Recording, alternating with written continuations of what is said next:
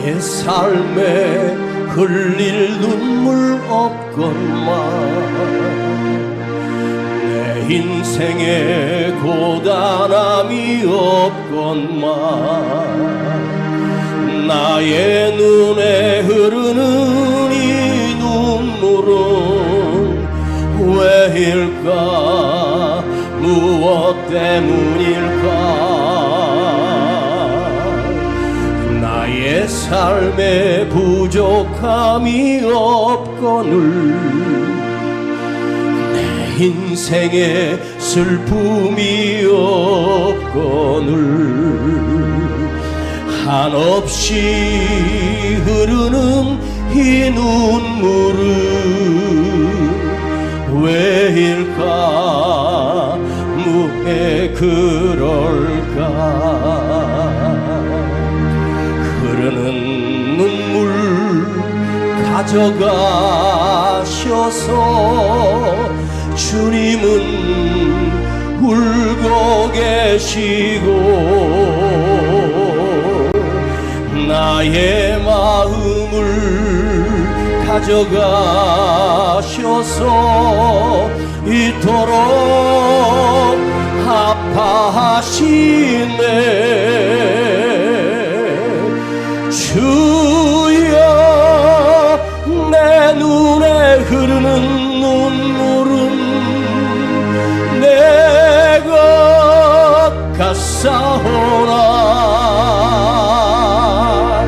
이 눈물 주의 것이오니 주의 눈물병에 담으소서 주여 내 마음 아프고 쓰림이 내 것 같사오나 이 아픔 주의 것이오니 주여 영광을 받으소서 흐르는 눈물 가져가셔서 주님은 울고 계시고 나의 마음을 가져가셔서 이토록 아파하시네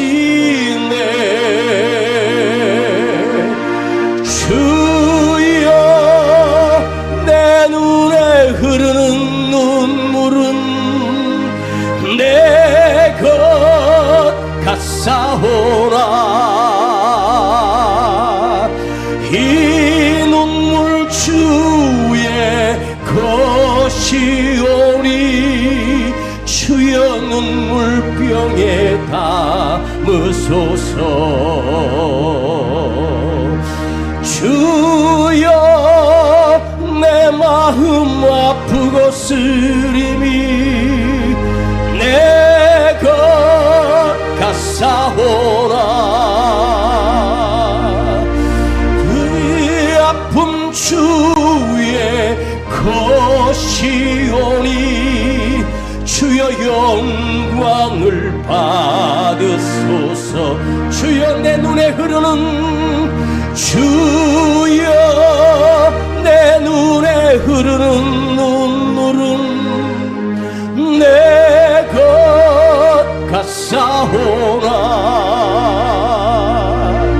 이 눈물 주의 것이오니 주의 눈물병에 담으소서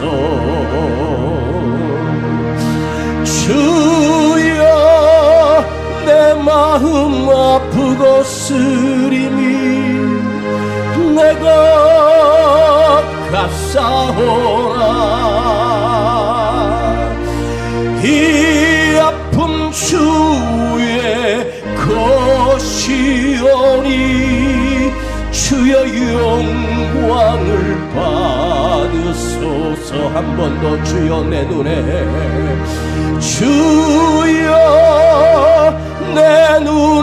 흐르는 눈물은 내 것 같사오나 이 눈물 주의 것이오니 주의 눈물병에 담으소서. 주여 내 마음 아프고 쓰림이 내 것 같사오라. 이 아픔 주의 것이오니 주여 영광을 받으소서. 주여 내 마음 아프고 쓰리니 내 것 같사오나 이 아픔 주의 것이오니 주여 영광을 받으소. 두 손을 높이 들고 주여 내 눈에 주여 내 눈에 흐르는 눈물은 내 것 같사오라. 이 눈물 주의 이 눈물 주의 것이오니 주의 눈물병에 담으소서. 주여 내 마음 아프고 주여 내 마음 아프고 쓰림이 내 것 같사오라. 이 아픔 주의 것이오니 주여 영광을 받으소서. 오늘 밤에도 우리가 은혜 받기를 사모합니다. 우리 두 손을 높이 들고 주를 향하여 히스기야가 죽음 앞에서 주님 앞에 간절히 기도했던 그 심령으로 오늘도 나를 살려주시옵소서. 내가 회복되게 하옵소서. 내 질병이 고쳐지게 하시고 내 아픔이 해결되게 하시고 내 문제가 사라지게 하여 주시옵소서. 나를 만져달라고 주여 부르고 기도합니다. 주여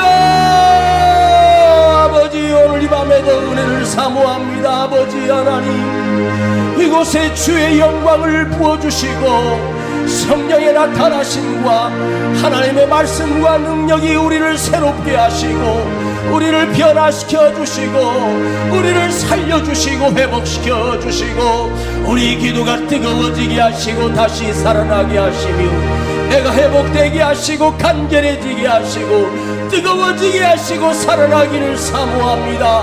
주여 하나님의 말씀에 은혜를 부어주시고 말씀의 진리를 더하여 주시고 말씀의 성령을 부어주시고 말씀의 주님이 역사하여 주시어서 우리의 병든 심령이 고침받게 하시고 우리가 다시 살아나게 하시고 회복되게 하시고 일어서게 하시고 다시 주의 믿음을 향하여 달려갈 수 있도록 우리를 살려주시옵소서.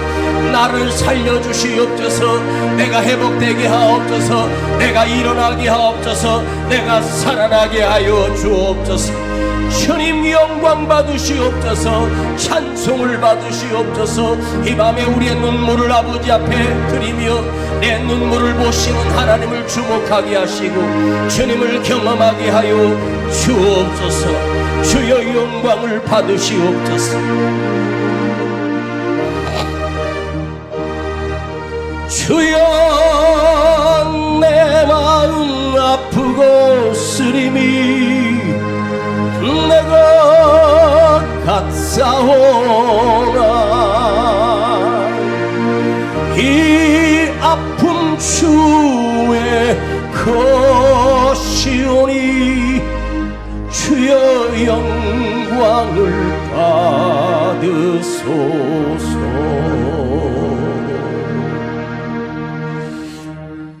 아버지, 오늘 철야에 우리에게 은혜를 도하여 주시고 아버지 앞에 나와 눈물을 쏟으며 기도하며 우리의 기도의 영이 다시 살게 하시고 부족한 종이 하나님의 말씀을 묵상하며 준비했습니다. 말씀을 준비할 때 역사하셨던 그 영이 말씀이 선포될 때 우리 심령 속에 임재하게 하시고 이루어지게 하시고 뜨거워지게 하시고 회복되기를 기대합니다. 하나님의 말씀이 우리 속에 참견이 아니라 잔소리가 아니라 진리의 말씀으로 받아들이게 하시고 내가 쳐서 복종되게 하시고 거룩한 주의 자녀로 다시 세움받게 하시고 우리 기도 속에 눈물이 터지는 은혜가 있게 하옵소서. 우리 구주 예수 그리스도 이름으로 기도하옵나이다. 아멘. 자, 우리 이사야 38장 오늘 또 묵상합니다. 이사야 38장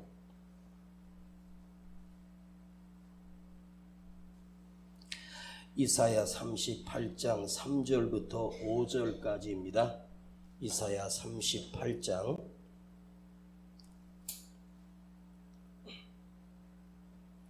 3절부터 5절까지예요. 3절부터 5절까지 시작. 가로되 여호와여 구하오니 내가 주의 앞에서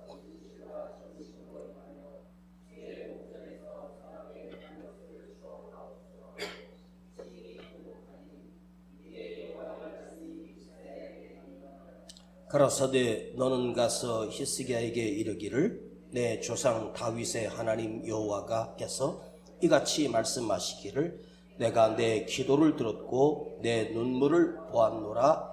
내가 내 수 안에 15년을 더하고. 아멘.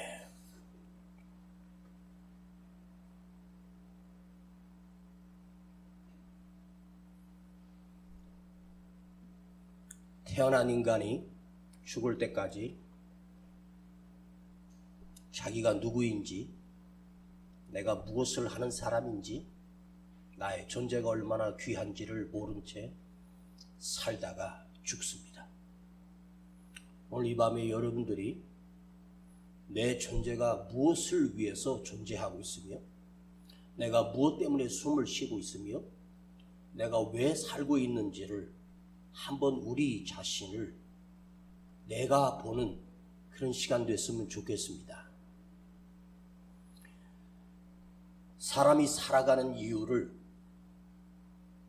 설문조사를 하면서 너의 인생의 목적이 뭐냐 했더니 놀랍게도 인생의 90%가 돈이라고 합니다. 돈 많이 벌고 싶다는 거예요. 성공하고 싶고 좋은 집에 살고 싶고 더 많이 가지고 안락하게 살고 싶다. 짐승하고 사람과 무슨 차이가 있겠습니까? 돈벌이가 자기 인생의 목적이 된 사람처럼 불행한 사람은 없어요. 그 사람은 거울을 보고 오직 돈 하다가 돈 한 푼 만져보고 죽습니다. 제가 언젠가 그랬죠.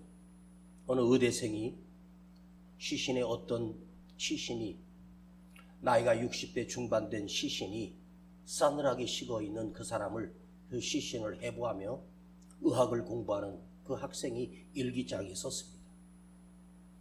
이분은 65년 동안 살면서 이 손으로 얼마나 많은 돈을 세어보며 얼마나 많은 돈을 만져보며 살았을까. 이분이 얼굴에 얼마나 많은 분과 화장을 하며 자기를 거칠해하며 살았을까. 그럼에도 지금 내 앞에 25살 된 청년 앞에 싸늘한 시신으로 누워있는 그 시신을 보면서 나는 죽으면 이 사람처럼 될까? 이 의대생이 일기장에 썼습니다. 권력을 한번 맛본 사람은 그 권력을 또 가지려 하는 것이 인간입니다. 권력이 중독되면 그 권력이 얼마나 자기를 혼란스럽게 하는지 그 권력에 노예가 되고 또 권력을 잡고 싶다가 결국 죽는 것이 인간입니다. 자기 자신, 자아입니다. 자기 고집, 자기 확신, 자기 신명, 그걸 이루려고 우리는 살아가는 존재가 아니에요.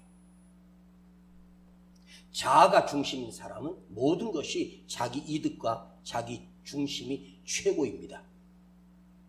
이것을 벗어나는 길은 한 가지밖에 없습니다. 나 자신을 버리는 거예요.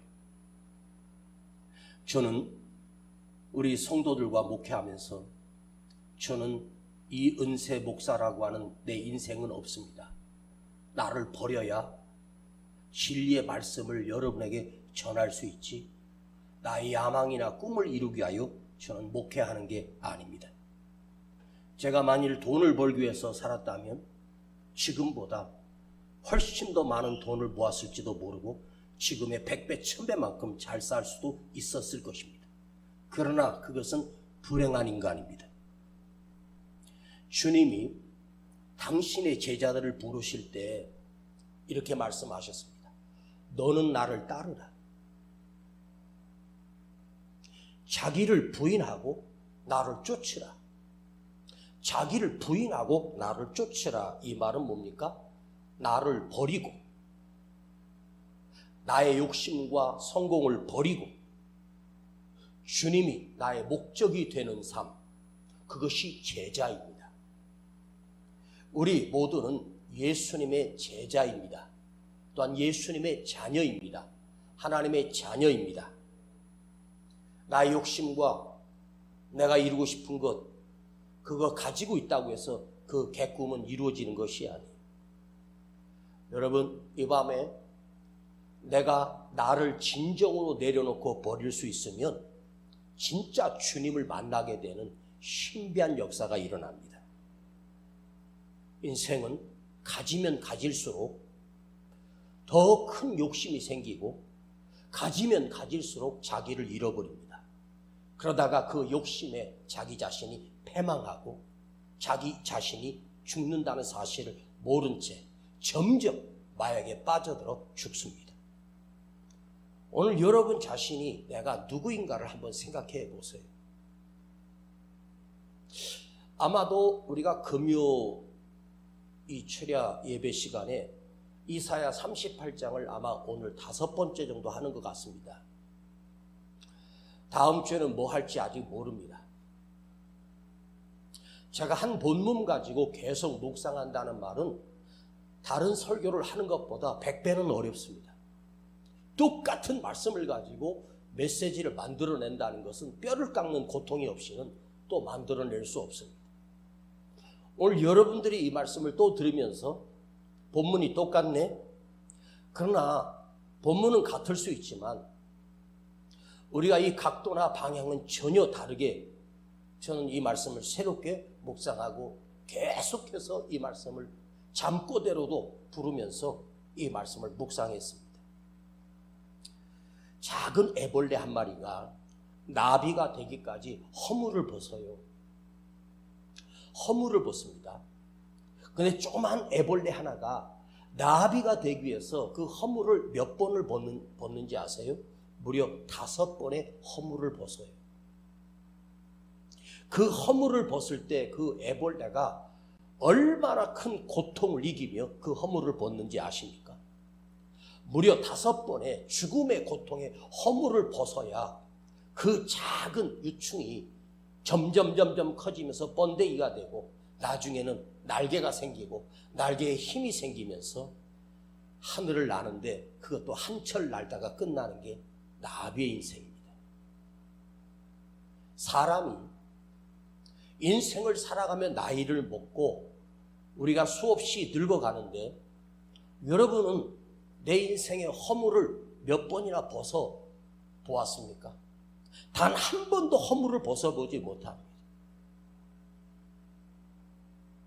만약 여러분들이 3기라고 하는 암에 걸려서 의사의 판정으로 죽을 확률이 90%입니다.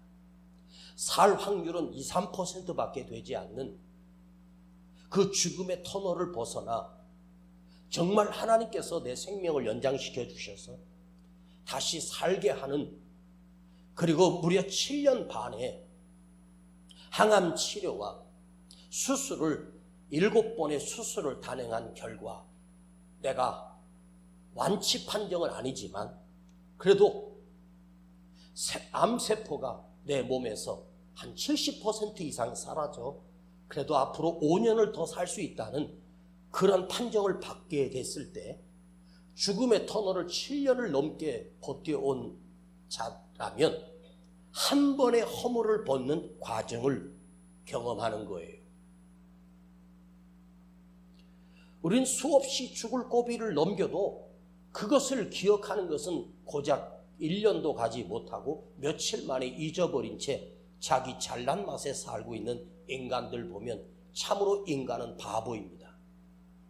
호랑이도 자기 죽을 때가 되면 굴 속에 숨어 들어가 거기서 조용히 죽음을 맞이합니다.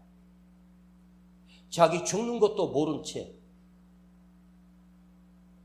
내가 오늘 끝날 줄도 모른 채 자기 자랑하며 자기가 영원할 것처럼 착각하며 살다가 하루아침에 끝나는 것이 인생입니다.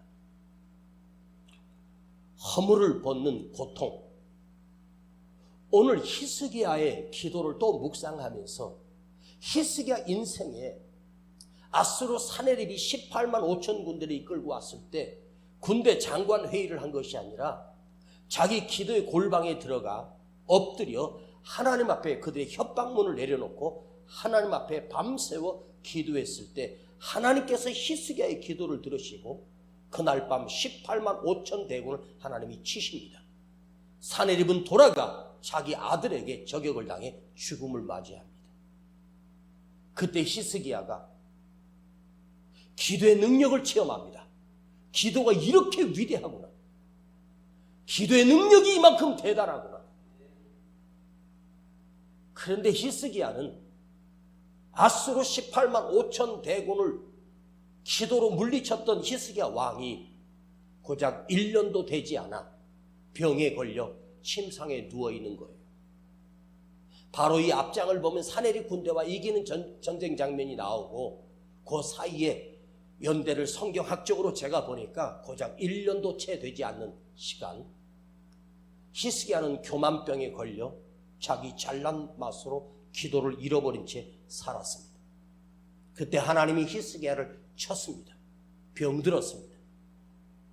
그 나라에 의사가 없겠습니까? 그러나 의사의 힘으로 살 수가 없습니다. 선지자 이사야가 와서 너는 죽으리라. 내 가족들을 모아놓고 유언하고 죽으라입니다. 히스기야가 죽음 앞에 섰을 때 1년 전쯤 아수르가 18만 5천 대군을 이끌고 왔을 때 자기가 하나님 앞에 엎드렸던 그 기도가 생각납니다. 그리고 이제는 나라의 운명이 아니라 자기 목숨 앞에 서 있고 자기 생명 앞에 서 있습니다. 문제로 보면 나라의 위기가 더 큰 위기지만 개인의 삶에는 나의 죽음이 가장 큰 위기 아닙니까? 그때 히스기야가 기억나고 그 벽 앞으로 또 엎드려 하나님 앞에 울며 기도하기 시작했습니다. 히스기야가 살 수 있었던 이유, 그는 벽 앞에 엎드려 거기서 기도하기 시작합니다. 자, 오늘 첫 번째 메시지입니다. 여러분, 히스기야가 벽 앞에 엎드려 기도하다가 처음으로 만난 자가 누구입니까? 그가 벽 앞에서 누굴 만났을까요? 우리는 하나님을 만났다고 하는데 저는 이 말씀을 묵상하면서 벽 앞에 엎드려 히스기야가 누구를 만났냐면 자기 자신을 제일 먼저 만났습니다. 기도 앞에 엎드릴 때 여러분도 잘 모르시겠지만 기도 앞에 간절하게 엎드리면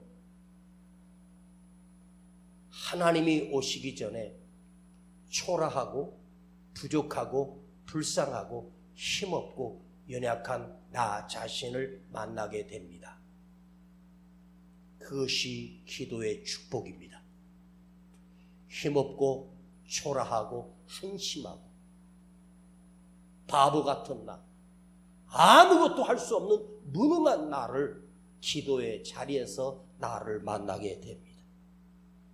내가 얼마나 초라한지, 내가 얼마나 한심한지, 내가 얼마나 무능한지를 그 기도 앞에서 나 자신을 발견해야 합니다. 그래야 거룩하신 하나님, 전능하신 하나님의 도움을 구하게 되는 거예요. 자기가 힘이 남아있고 자기가 능력이 있는 사람이 뭐하러 하나님 앞에 엎드리겠습니까? 무엇이 필요해서 하나님을 부르겠습니까? 절대로 부르지 않습니다. 여러분, 기도의 장소에서 제일 먼저 만나는 것은 자기 자신이에요. 무능한 나를 발견하는 거예요. 기도는 나에게 일깨워주는 메시지가 있습니다. 기도 속에서 기도를 시작하면서 내가 얼마나 부족한지를, 내가 얼마나 문제 많은지를, 내가 얼마나 연약한 존재인지를 알게 하는 능력이 기도 속의 능력입니다. 좀 더 깊이 들어가서 기도 속에서 나를 만나게 될 때 나같이 악랄하고 나같이 더럽고 추한 죄인인지, 얼마나 내가 추악한 죄인인지를 깨닫게 되는 장소가 바로 기도의 무릎입니다. 여러분, 전능하신 하나님 앞에 서면 내가 얼마나 부족한지를, 얼마나 연약한지를, 자기 자신이 대단하고 자기 자아가 강한 인간들, 자기 자아가 새롭다고 생각하는 사람들, 그런 사람들은 늘 이렇게 말해요. 왜 이렇게 세상이 악한 자들이 많은지, 왜 세상이 이렇게 불공평한지, 왜 이렇게 억울한 일이 많은지, 그리고 평생 동안 환경 탓하고 사람 탓하고 누구 때문에 상황이 어떻고 환경이 어떻고 사람 핑계대다가 그 인생이 어떻게 되겠습니까? 그 인생은 별 볼 일 없는 인생 되고 한심한 인생 되고 망한 인생으로 끝나버리는 거예요. 내 자신이 깨지는 거야. 내가 깨진다는 말은 뭔지 아세요? 하나님 앞에 서야지 가능해. 사람 앞에서는 있는 척하고 사람 앞에서는 대단한 척하고 자기가 그래도 아직 살아있다고 뭔가 보여주고 싶은 게 인간의 본능이지만, 전능하신 하나님 앞에 서면 내가 얼마나 부족한지, 얼마나 연약한 존재인지를 알게 됩니다. 그래서 나도 모르게 주님만 의지합니다. 주님이 아니면 안 됩니다. 난 주님 없이 살 수 없습니다라고 내 입에서 고백이 나오는 거야. 여러분, 주님 앞에 엎드려 기도를 시작하면 내가 얼마나 초라한 존재인지, 얼마나 부족한 인생인지를, 얼마나 어리석은 인생인지를 내 자신이 깨닫기 시작할 때 비로소 그때 전능하신 하나님을 뵙게 되는 거예요. 기도는 내가 하나님을 조종하는 수단이 아닙니다. 기도로 하나님을 바꿀 수 있는 게 아닙니다. 하나님은 바뀌지 않습니다. 하나님은 진리의 하나님이시고 하나님은 실수하지 아니하시는 하나님이고 온전하시고 완전하신 분이 하나님이십니다. 그 하나님이 바꿀 이유가 없습니다. 기도 앞에 서면 내가 바뀌어야 된다는 사실을 깨닫기 시작합니다. 우리는 함부로 기도 한번 해보자, 기도해서 해보고, 여러분, 그렇게 말하는 시작부터 그 사람은 아무 기도의 능력이 없는 사람이에요. 기도는 하나님을 바꾸는 게 아닙니다. 기도 속에서, 기도 안에서 하나님을 만나면 내가 깨지는 거야. 나를 깨트리는 거예요. 내가 죽는 거예요. 하나님 앞에 서면 내가 얼마나 연약한 존재인지, 주의 은혜 없이는 살 수 없는 존재인지를 경험하게 되는 것이 기도의 매력입니다. 한없이 부족한 나를 더 깊이 들어가며 우리 하나님이 얼마나 위대하신지를, 얼마나 놀라우신 분인지를, 얼마나 크신 분인지를 거기서 만나게 되는 거예요. 그때 그 기도 속에서 우리는 승리자가 됩니다. 크신 하나님을 발견합니다. 내가 가진 작은 문제는 문제도 아님을, 내가 만든 환경이 아무것도 아님을, 우리 하나님은 내 인생을 수천만 번을 바꿀 수 있는 능력이 있는 분을 경험하게 되는 거예요. 이것이 진짜 기도의 능력입니다. 기도의 자세는 엎드린다입니다. 엎드린다. 엎드린다는 자세는 무슨 자세냐 하면 무릎을 꿇고 손을 밑에다 놓고 머리를 땅에 박고 완전히 바싹 엎드려 하나님 앞에, 마치 드라마나 영화 같은데 황제 앞에 그 신하들이 누군가가 왔을 때 그 바닥에 엎드려 눈도 못 맞춥니다. 얼굴 땅에다 대고 있습니다. 내 코가 땅에 닿고 있습니다. 왕의 얼굴을 함부로 볼 수가 없어요. 두려워서. 그러나 황제 앞에 엎드려도, 권력자 앞에 엎드린다고 해도 아무것도 해결되는 것이 없어. 우리의 기도의 자세를 한번 생각해. 엎드린다. 너 엎드려! 무릎을 꿇고 온몸을 바닥에 대고 엎드린 자세. 이건 뭐예요? 내가 이렇게 부족합니다. 하나님의 은혜를 구합니다. 아버지 하나님께서 나를 불쌍히 여겨주지 않으면 나는 살 수 없습니다. 아버지, 나는 어리석은 자예요. 그래서 주님의 지혜가 필요하고 주님의 능력이 필요하고 주님의 말씀이 나에게 필요합니다. 깊은 기도 속에서 결국 선포합니다. 아, 나는 주님 없이는 살 수 없는 존재구나. 나는 주님 없이는 살 수 없는 자구나. 이걸 깨닫게 돼요. 기도 속에서 하나님의 음성이 들려요. 너는 나를 의지하라. 너는 나를 바라보라. 나의 능력을 믿으라.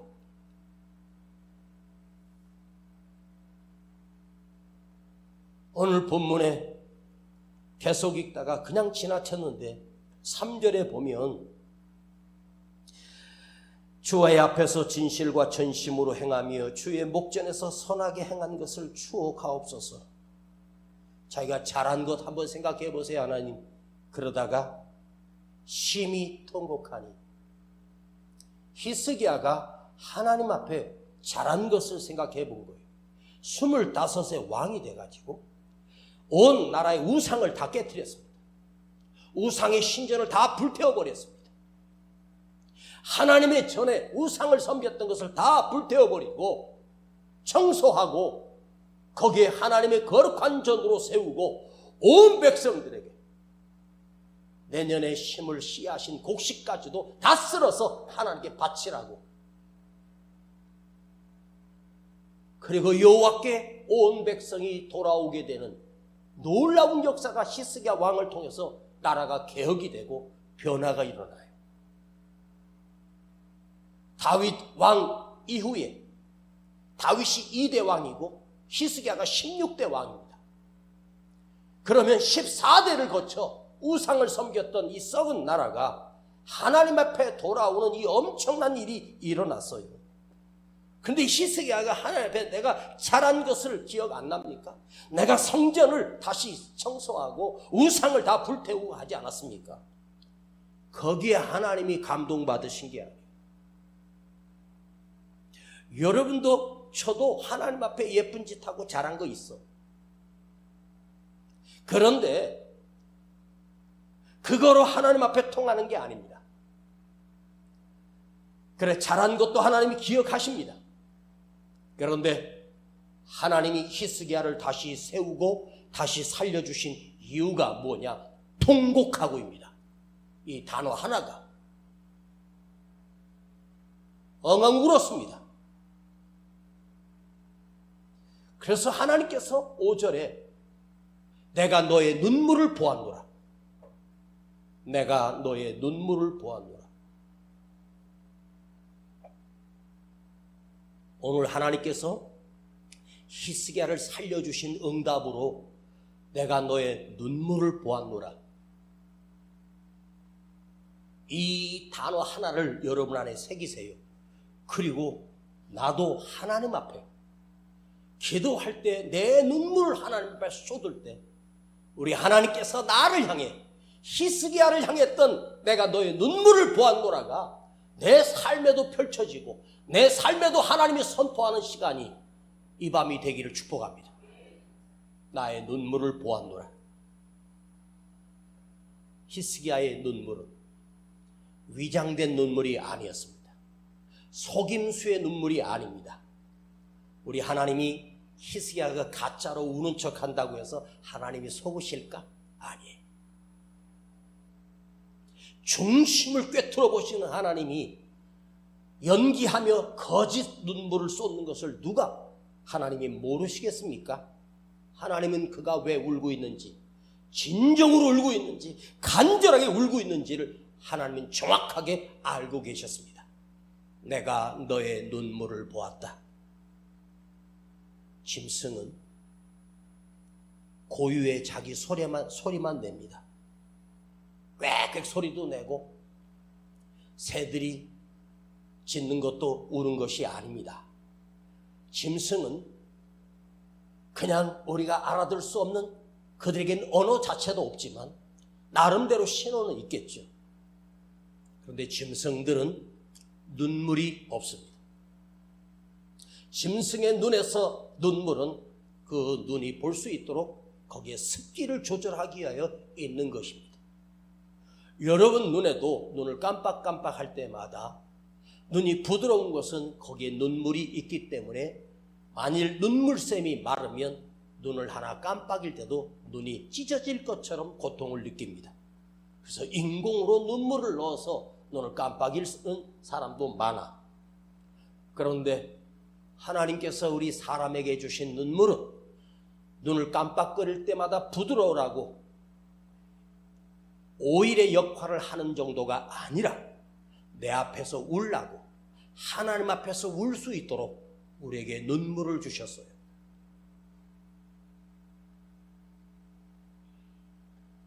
하나님이 인간에게 주신 최고의 선물은 바로 눈물입니다.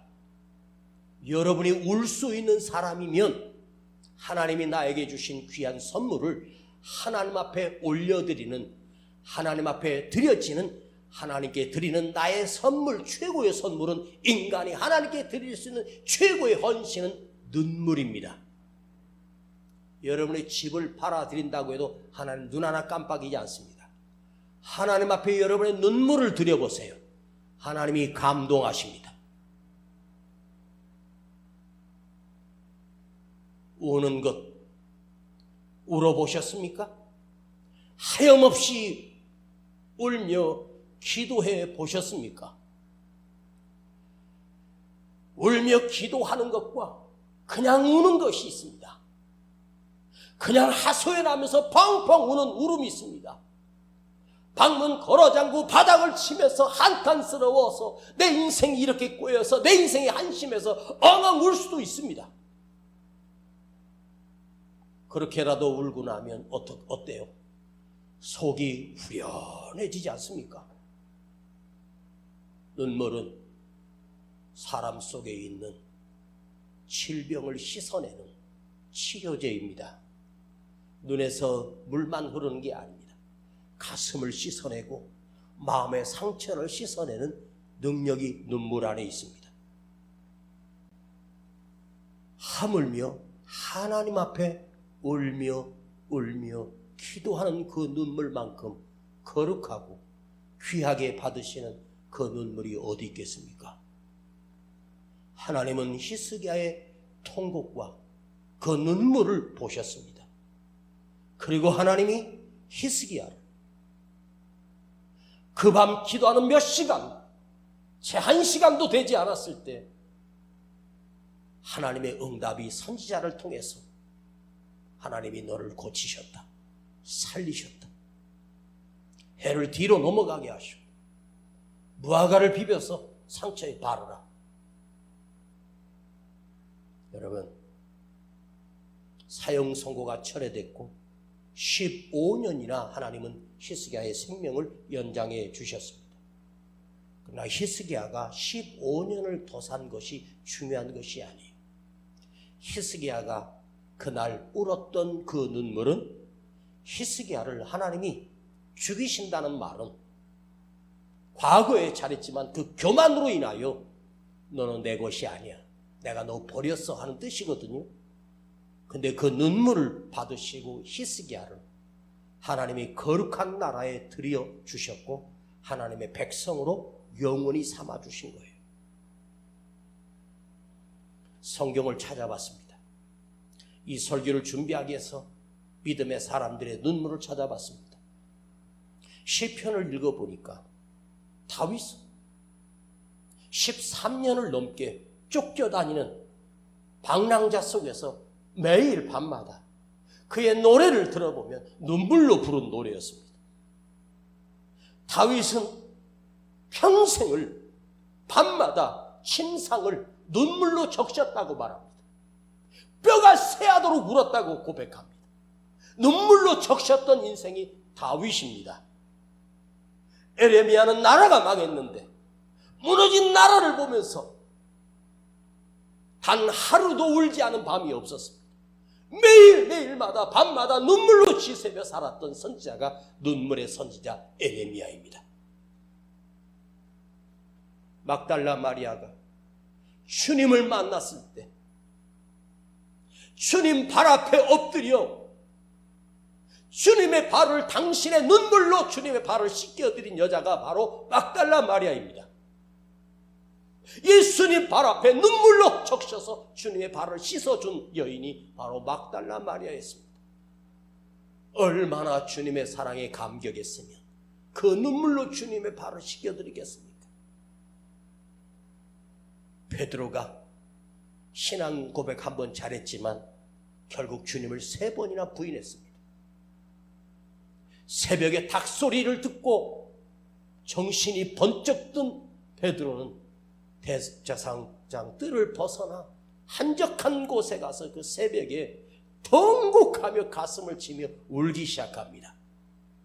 그때 비로소 진짜 베드로가 되는 시간이 됩니다. 베드로가 고백으로 된 게 아니에요. 그 통곡하는 눈물로 주님이 베드로를 위대한 사도로 삼으시고 초대교회를 그에게 맡겨주셨어요. 여러분, 하나님 앞에 울었던 자, 하나님 앞에 울었던 삶을 살았던 인생 가운데 실패한 사람이 있으면 한번 성경에서든지 찾아보십시오. 지금도 제 아내는 매일 밤마다 성전에 나와 울며 기도합니다.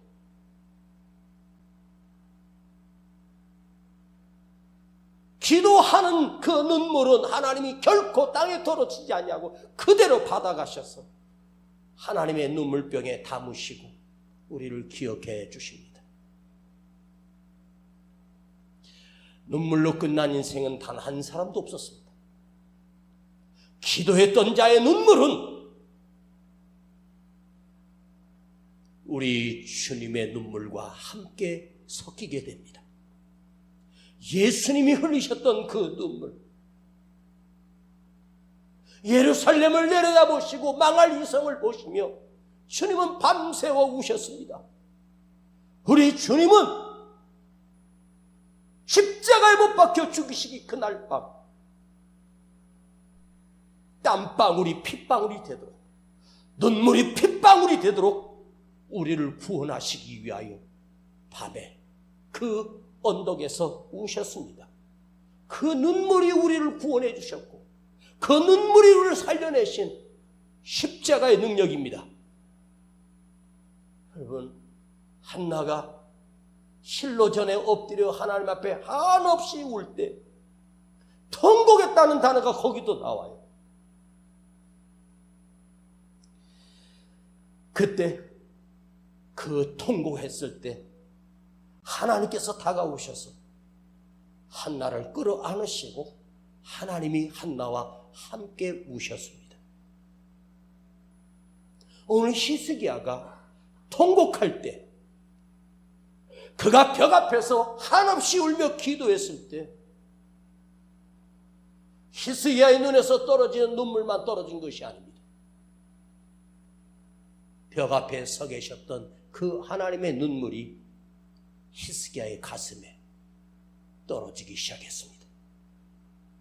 내 눈물을 보았노라. 우리는 글자 그대로 이해하지만 원문을 보면 아닙니다. 내가 울 때 나도 함께 울었다는 거예요. 너 혼자 운 것이 아니야. 나도 울었어. 나에게 돌아온 히스기야, 너를 볼 때 내가 울었어. 내 눈물을 보았을 때 나도 너와 함께 울었어. 이게 내 눈물을 보았노라입니다. 내가 울면 우리 주님도 함께 우시고, 내가 울면 내 아버지 하나님도 나와 함께 우십니다. 여러분, 전능하신 하나님이 내 흐르는 눈물에 함께 울어주신다는 것은 뭐예요? 해결이 먼저가 아니야. 함께 울어주는 그 분이 전능하신 하나님이십니다. 끝난 거 아닙니까? 뭘 해결되길 바라요? 내가 울면 우리 주님도 함께 우시고, 우리 아버지 하나님 함께 울어주시고, 내 눈물에 주님의 눈물이 함께 섞여서 내 눈에서 흘러내리는 거예요. 내가 너의 눈물을 보았노라. 이게 무엇입니까? 네 눈에서 흐르는 눈물은 내가 너에게 준 선물이니라. 너의 눈물이 아니야. 내가 너에게 준 선물이야. 네 눈물이 너를 살렸어. 내가 너와 함께 울었다. 나도 함께 울었어. 아까 말씀드렸습니다. 이스라엘의 1대 왕은 사울 왕입니다. 2대 왕이 다윗입니다. 히스기야가 16대 왕입니다. 1대 사울 왕, 2대 다윗 왕, 다윗 왕 뒤에 솔로몬 왕인데, 솔로몬 아들 여로보암하고 거기서 나라가 남유다와 북이스라엘로 갈라지게 돼요. 그러나 한 나라의 역사입니다. 연도를 찾아봤습니다. 다윗 연도 때가 언제였냐면 예수님 오시기 전 1030년 전입니다. 다윗 왕 때. 히스기야가 울었던 때가 주님 오시기 전 687년입니다. BC의 역사는 거꾸로 올라가요. 주님이 오신 날로부터 반대로 가요. 그래서 다윗 시대와 히스기야 시대의 연도가 몇 년 정도 차이 나냐면 343년이 차이 납니다. 여러분, 343년이면 가히 얼마나 큰 세월입니까? 340년 전에 다윗이 흘렸던 눈물 뒤에 343년 만에 히스기야의 왕의 눈물을 하나님이 들으신 거예요. 그래서 여기 성경에 다윗의 이름이 등장해요. 5절을 한번 보십시다. 이게 지나갈 수 있는 말씀입니다. 이사야 선지자에게 하나님이 주신 응답입니다. 시작. 너는 가서 히스기야에게 이르기를 내 조상 다윗의 하나님 여호와께서 이같이 말씀하시기를 내가 내 기도를 들었고 내 눈물을 보았노라. 아멘. 왜 하나님께서 이사야 선지자에게 내 조상 다윗의 하나님 여호와께서, 왜 우리 하나님이 사울의 조상, 솔로몬의 조상, 왜 다윗의 조상이라고, 내 조상 다윗의 하나님이라고, 왜 다윗의 하나님이라고 할까? 물론 다윗에 대해서 그리스도가 와요. 그런데 첫 번째 세운 왕이 사울왕인데 내 조상 사울의 하나님은 없어요. 내 조상 아합의 하나님은 없어요. 그런데 지금 하나님께서 내 조상 다윗의 하나님을 히스기야와 동일시키시고 계셔. 너는 다윗의 자손이야. 왜 그랬을까요? 다윗이 평생 침상을 적시며 하나님 앞에 울면서 살았기 때문입니다. 그 눈물의 양만큼, 그 눈물의 시간만큼, 그 눈물의 기도만큼 하나님이 받으셨고 그 삶에 축복해 주셨습니다. 저도 어릴 적 부모님이 병들어 저를 키울 수 없어서 어느 고아원에 맡겨졌을 때 그 조그마한 기도하는 그 성전 방이 하나 있어요.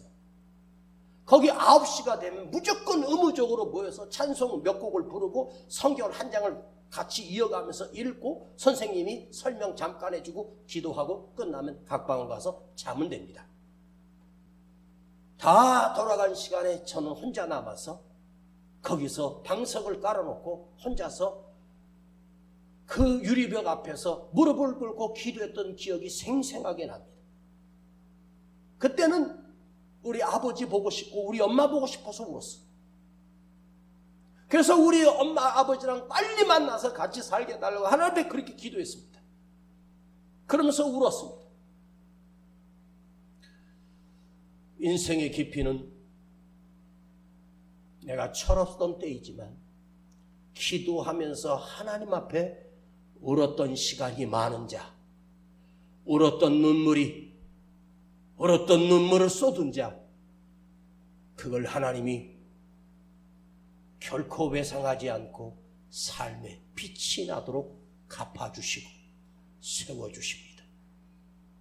여러분, 340년 만에 하나님이 그리 찾고 싶었던 유대 땅의 왕이 하나님 앞에 엎드려 울며 통곡하며 기도하는 히스기야를 보시고 하나님이 너무 기뻐하셨습니다.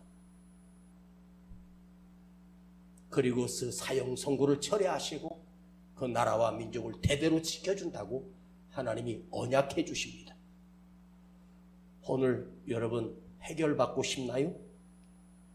살아나고 싶으십니까? 일어나야 되잖아요. 하나님 앞에 오십시오. 하나님 앞에 우는 자는 그 눈물이 펑펑 쏟아지게 울고 내 자신이 먼저 깨지고 내가 얼마나 초라한 자를 발견하게 되고 내가 너의 기도를 들었다. 내가 너를 살릴 이유가 생겼다. 너의 눈물을 내가 보았느니라. 사람 앞에서 울면 병신 취급받아요. 사람 앞에서 울면 뒤돌아오는 소문이 이상해요. 그러나 하나님 앞에 기도하면서 울면 그 사람은 바보가 아닙니다. 불쌍한 인생이 아닙니다. 가장 위대한 삶으로 하나님이 바꿔주십니다. 하나님이 만져주셔요. 고쳐주십니다. 살려주십니다. 위대하게 하십니다. 마지막으로 히스기야가 벽 앞에서 무엇을 보았는지 아십니까? 거기서 자신을 보았고 하나님을 만나게 됩니다. 벽 앞에 계신 하나님. 그런데 히스기야가 벽 앞에 계신 하나님을 보았는데 히스기야가 울 수 있고 살아계신 하나님을 볼 수 있었던 이유는 히스기야의 생명이 살아있기 때문이 아니라 히스기야의 기도가 아직도 살아있기 때문에 그는 하나님 앞에 기도할 수 있는 사람이 됩니다. 여러분, 이 말씀을 가슴에 새겨봐요. 내가 하나님 앞에 문제가 있든 문제가 없든 내 삶을 통해서 기도가 죽은 사람이 되지 말고 기도는 살아있기를 바랍니다. 히스기야가 시간이 남아서 산 것이 아닙니다. 그 기도가 살아있었기 때문에 그 살아있는 기도가 나를 살려낸 거예요. 우리 몸의 건강이 육신이 나를 살게 하는 게 아닙니다. 기도가 살아있어야 내 건강도 하나님이 지키시고 내 삶도 하나님이 지키시는 거예요. 육신이 강건한 게 중요한 게 아닙니다. 여러분, 병들었던 사람 하나님이 고침받으면 그 건강한 몸을 가지고 죄지러 다닙니다. 못된 짓 하러 다닙니다. 예배는 나발이고 철야는 나발이고 지 멋대로 삽니다. 교회가 점점 육적이 되고 화려하게 되고 설교도 사람들 위로하고 비유 맞춰주고 영적인 기도하는 교회가 지금 얼마나 있을까? 이렇게 여러분 목사님처럼 이렇게 칼날처럼 쪼개서 목이 아프도록 설교하는 목사가 몇 명이나 남아 있을 것 같습니까? 내 육적인 요구는요 끊임없어요. 우린 육적으로 살면 완전히 망하게 돼 있습니다. 그리고 이미 타락해버렸고 지금 이 시대에 영적으로 깨어있는 사람이 얼마나 있습니까? 눈물로 기도하는 사람이 이 땅에 몇 명이나 있습니까? 영적으로 깨어서 기도하는 사람을 찾을 길이 없습니다.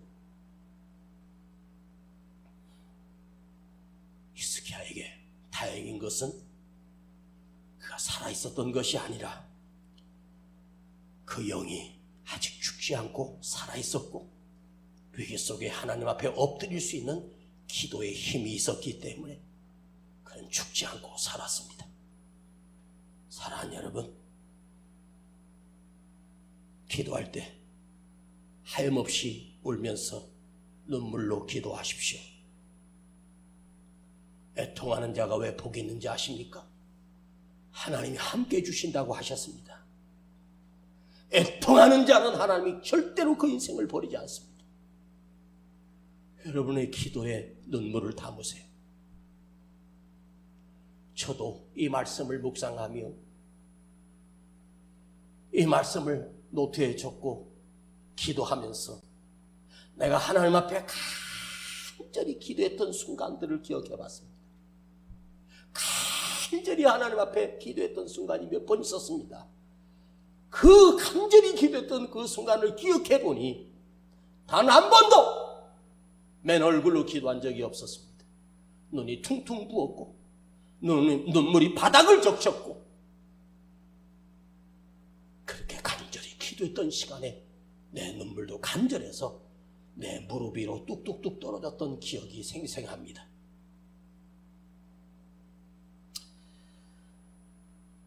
오늘 여러분 밤새워 기도하지 않아도 됩니다.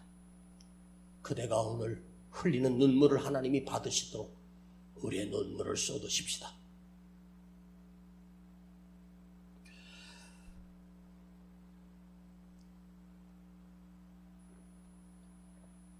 기도할 때는 모른다.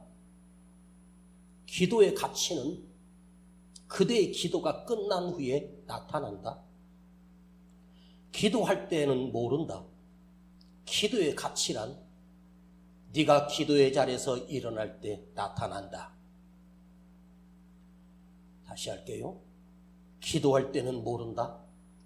기도의 가치는 너의 기도가 끝난 후에 나타난다. 오늘도 우리는 하나님 앞에 통곡하며 기도하십시다.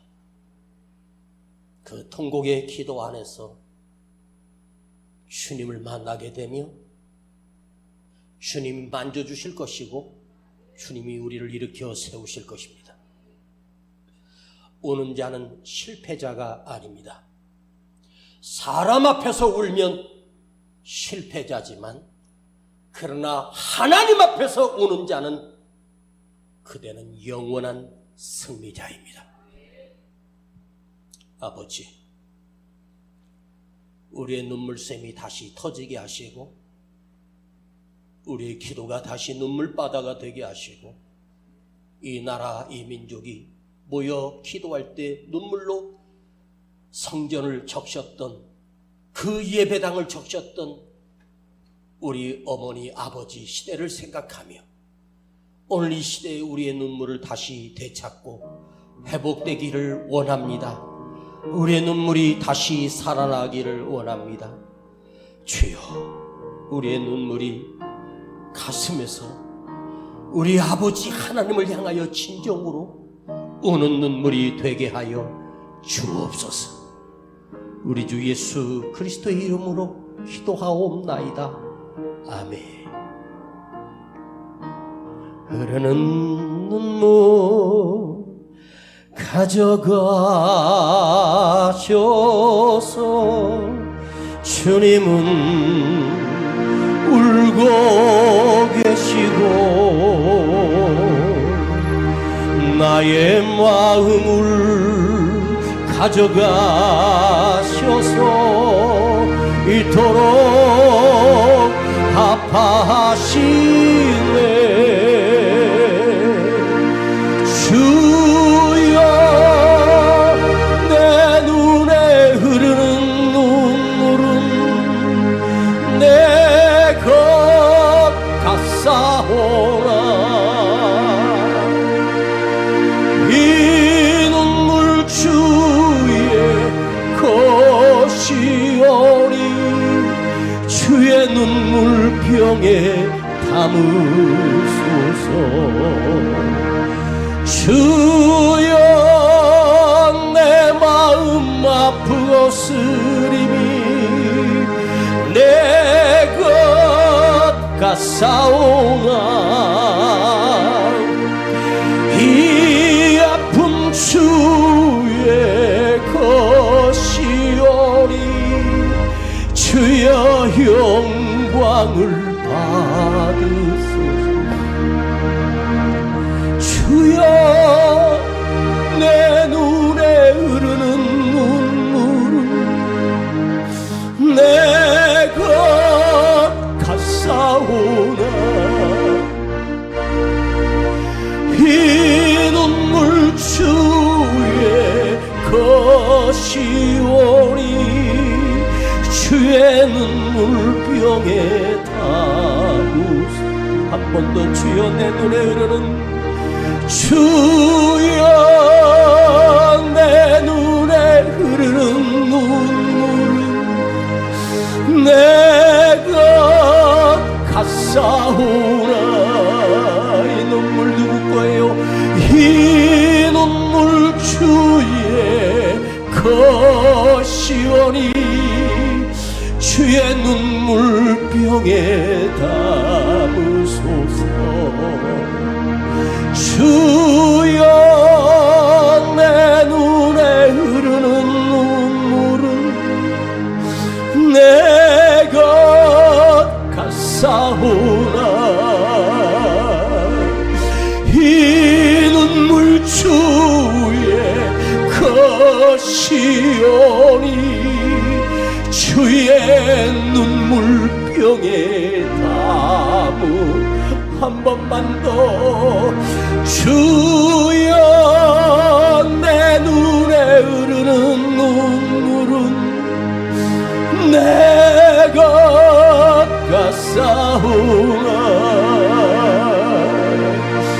이 눈물 주의 것이오니 주의 눈물병에 담으소서. 주여, 내 마음, 주여, 내 마음 아프고 쓰림이 내가 같사오나 이 아픔 주의 것이오니 주여 영광을 받으소서. 오늘 하나님 앞에 우리 회개하며 오십시오. 네가 얼마나 잘났다고 너를 의지하며 사느냐? 하나님 앞에 서면 내가 얼마나 초라한지를 거기 계신 하나님을 보게 될 것이며 나를 위하여 흘리며 울시는 우리 주님의 눈물을 우리는 외면한 채 길길이 날뛰며 세상에 좋아서 살고 있는 아버지 앞에 우리 회개하며 우십시다. 내가 주님께 돌아오겠습니다. 내가 주님만 의지하며 살겠습니다. 주님 나를 살려주시옵소서. 오늘 이 밤에 내 눈물을 하나님 앞에 드리기를 원합니다. 우리 함께 주의 손 높이 들고 내 기도의 눈물을 아버지 앞에 드리십시다. 주여 부르고 기도합니다. 주여.